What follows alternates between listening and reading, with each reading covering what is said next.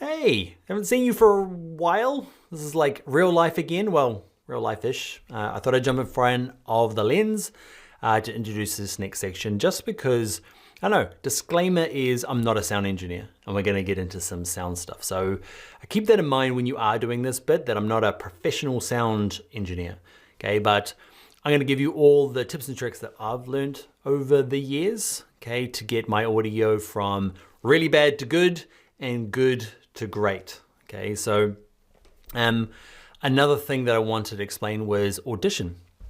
So when I was kind of getting this outline ready for this, a lot of people were like, include Audition.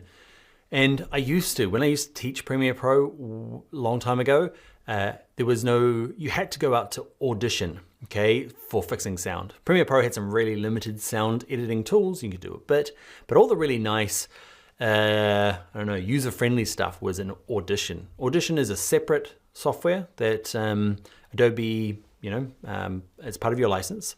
So we used to have to go out from Premiere to Audition and then from Audition back into Premiere Pro. We're not going to do it by one thing in this course because Adobe made the choice a little while ago to bring all of that really good intuitive stuff that was in Audition, okay, and drag it and put it into Premiere Pro. So now we don't need to, jump back and forth. And now the Essential Sound panel, which I'm going to show you in the next video, has they're exactly the same. There's an Essential Sound panel in Audition, and there's one in Premiere Pro, and they do the same thing. So we don't need to go back and forth as much anymore. So if you're wondering why we didn't do Audition, that's why. Most of the stuff is in Premiere Pro now. Does a pretty good job. All right, that is it. I'm going to go back behind the computer screen, and yeah, let's jump into the next video. Actually, one more thing before we get started is when you are doing, working with sound, it can be important to, if you are still editing and working with sound and you're reasonably serious about it, which, should be depending on your output, your laptop speakers are not a great idea. Even like if you've got big set of speakers plugged in or a nice set of headphones, the problem with most of them is that they are, they're wrong for the job.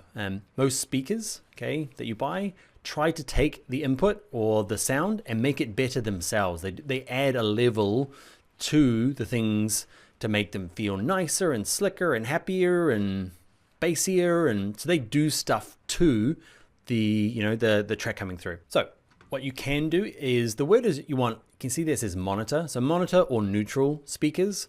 Okay, the problem with them is that they're expensive potentially, and they don't sound great. What I mean by that is that they just let the audio kind of pass through untouched as much as they can, whereas like a nice set of hi-fi speakers tries to boost and add and make volume to, and so they're changing the sound output. So if you are looking for something for your video editing, look for monitor speakers or monitor headphones.